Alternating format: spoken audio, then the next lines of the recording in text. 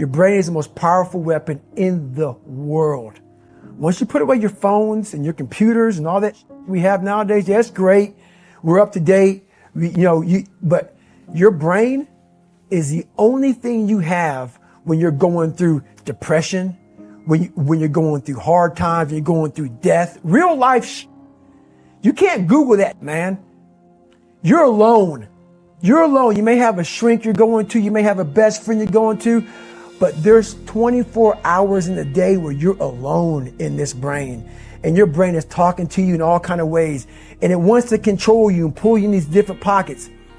If you can't control your own brain and your brain controls you, you got to tell your brain where you want to go and how you want to go and how you want to get there. You got to control it. If not, it's over. What existed for me was, okay, man, how am I going to make this work? And all I knew back then was hard work. The only way anything gets accomplished. That's all I heard back in those days. You got to work hard. You got to work hard. I'm not getting I can't get this paragraph. I can't remember what the f***'s in this paragraph to pass this test to get in the military. Read again. Still not getting it. Read again. But if you're not getting it, write it out. And that's how I started learning.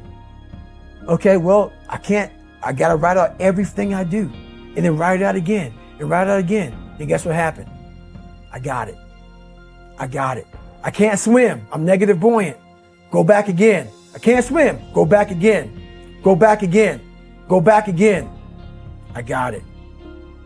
I realized if I keep going back and going back and going back until this just becomes, your mind will say, okay, we're going to figure it out, because he is not going to stop.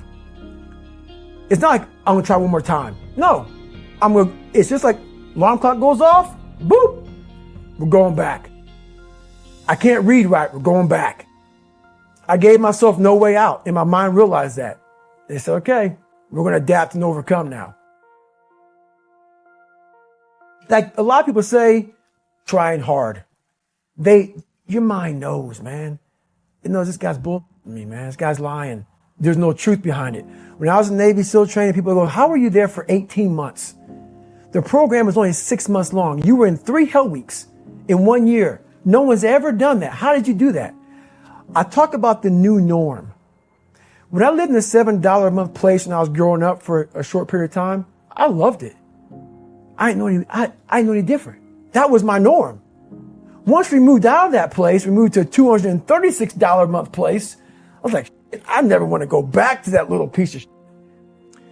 But if you go back to that $7 a month place and you realize this is where I live, this is all I got, your mind says, Roger that, this is home. So when I was going through Navy SEAL training for 18 months and going back through all the hard parts over and over again, I told myself after the first time, I knew it was gonna be a long journey there. My body was breaking down. It was just how it was going on. I said, you know what? This is my new norm. So my mind said, it's like going to work. Like you go to work, you put your suit and tie on. I go into suffering every day.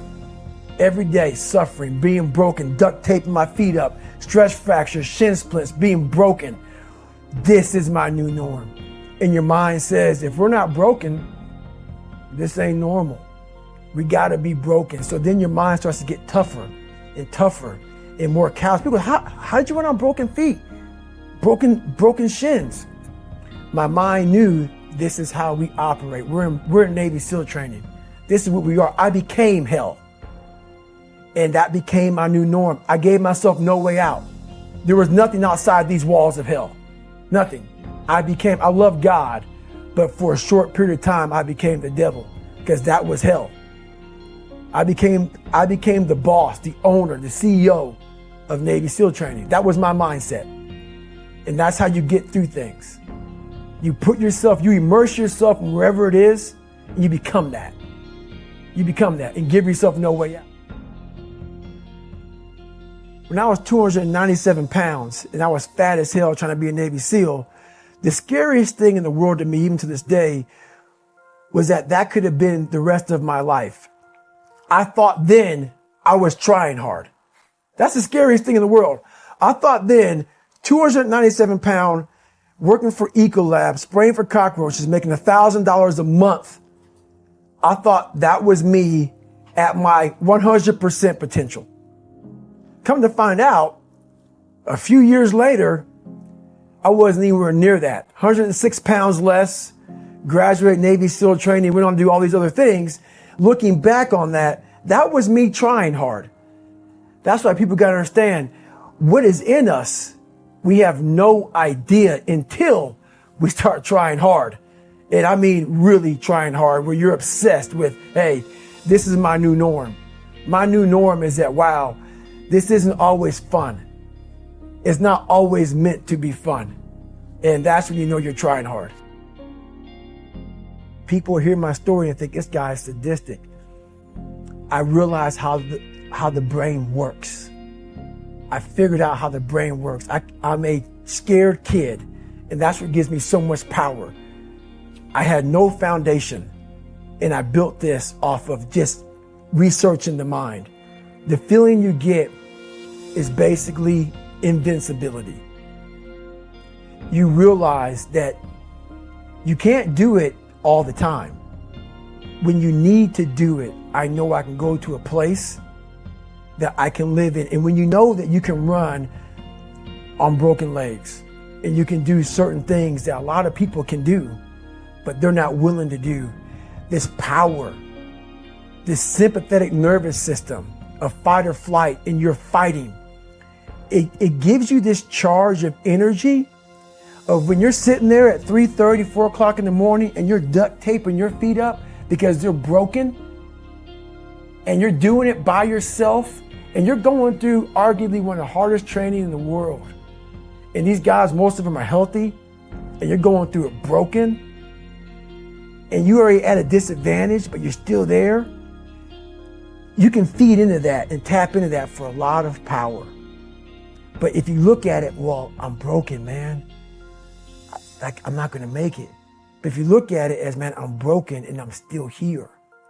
And I'm fighting. And I'm going to find a way to get through this because I have no other place to go. It gives you a lot of power.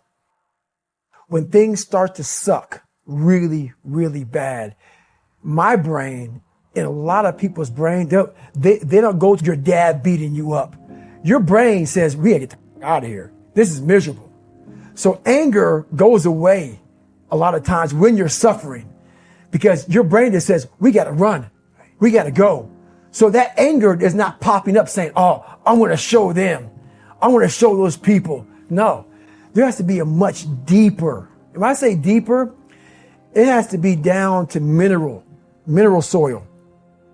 It has to be down to that nice mineral soil where nothing can burn. You can't burn dirt.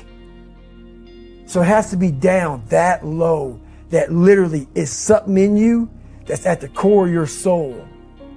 But you don't find it unless you spend a lot of time with what you want to be in life. I can't give that to you. Right. You can't give it to somebody. When you find your true passion in life, and my passion for me was like, oh, I want to be, I don't give a Navy SEALs, Army, I don't give a shit. I want to serve my country. I want to be someone that I'm proud of. I want to look at myself in the mirror because I was so disappointed. That accountability mirror I talk about, I was so disappointed in what I saw every day. I wanted everybody to love David Goggins. And a lot of people did. I didn't love myself. But I knew a lot of us want to find peace first. So people say, man, you always talk about this suffering and pain. I'm at peace right now because I went through that. Right? You don't find peace first. If you do, Merry Christmas. More power to you. More power to you. I found peace on the opposite end of finding myself. And no one really finds themselves without going through trials, tribulations, suffering, accountability. And accountability is suffering. Being accountable every day for doing right for yourself, for the people next to you, it's miserable. It's hard. So, even the smallest details.